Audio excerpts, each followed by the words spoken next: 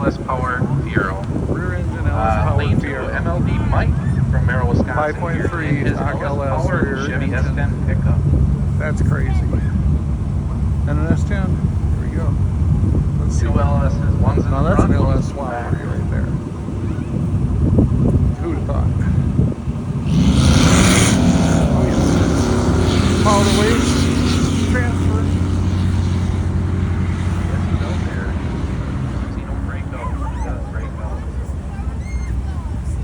Oh yeah, we're in Ultimate Street. Yeah, sorry.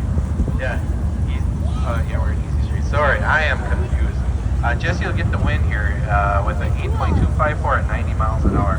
Mike in lane 2 runs down there at 9.415 at 80 miles an hour.